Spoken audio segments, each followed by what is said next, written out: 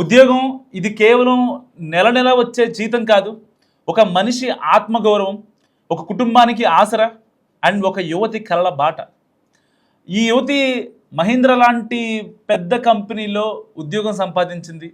ఆనందంతో ఎన్నో ఆశలతో అడుగుపెట్టింది. కానీ విధి ఒక చిన్న పరీక్ష పెట్టింది. ఆమె చిన్న పాపకి ఆరోగ్యం పాడైంది. ఆ పసిప్రాణం తల్లి ప్రేమ కోసం, ఆసరా కోసం తల్లడిల్లుతోంది ఒక పక్క. మరి ఒక తల్లిగా ఆ భావనకి ఏది ముఖ్యం? ప్రాణమా లేకపోతే కంపెనీ లాభాలా? అందుకే ఆవిడ ఒక డెసిషన్ తీసుకుంది. సిక్ లీవ్ పెట్టి తన బిడ్డను దగ్గర నుండి చూసుకుంది. కానీ కంపెనీ తీసుకున్న నిర్ణయం మాత్రం అత్యంత ఘోరం. పాప ఆరోగ్యం కోసం లీవ్ అడిగినందుకు కంపెనీ ఆమెను జాబ్ నుంచి తీసేసింది. ఒక్క నిమిషం కూడా ఆలోచించకుండా, ఆమె కుటుంబ పరిస్థితిని అర్థం చేసుకోకుండా ఒక కంప్యూటర్ సాఫ్ట్వేర్ను ఎలాగైతే మనం డిలీట్ చేస్తామో అలాగే ఆవిడని టర్మినేట్ చేసింది కంపెనీ. సో మరి మానవత్వం అంటే ఇదేనా? కార్పొరేట్ కంపెనీలకి మనుషులు, వాళ్ళ ఆవేదనలు అర్థం కావా? కేవలం డబ్బు, ప్రాజెక్టులు, లాభాలు మాత్రమే ముఖ్యమా? ఆ యువతి కళ్ళల్లో ఇప్పుడు నీళ్లు తిరుగుతున్నాయి. భవిష్యత్తు గురించి ఆందోళన, తన బిడ్డను చూసుకుంటూ గుండెల్లో పడుతున్న బాధ నిజంగా వర్ణాతీతం.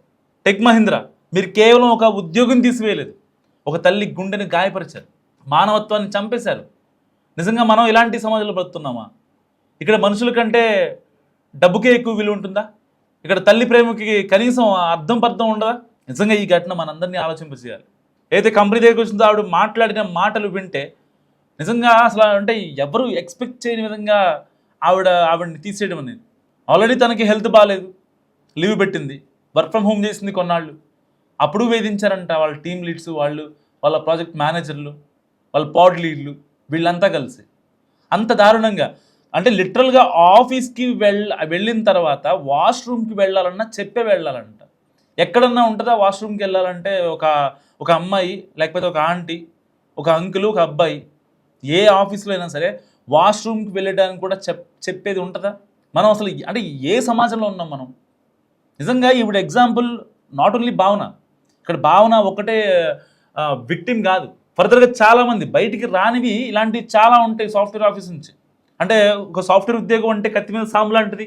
ఏ క్షణం ఏం జరుగుతుందో తెలియదు. చాట్ జీపీటీ, ఏఐ వచ్చిన తర్వాత, ఈ విప్లవాలు వచ్చిన తర్వాత సాఫ్ట్వేర్ ఇండస్ట్రీ రోజు పడిపోతుంది. చాలా కంపెనీస్ లే ఆఫ్స్ ప్రకటిస్తున్నాయి.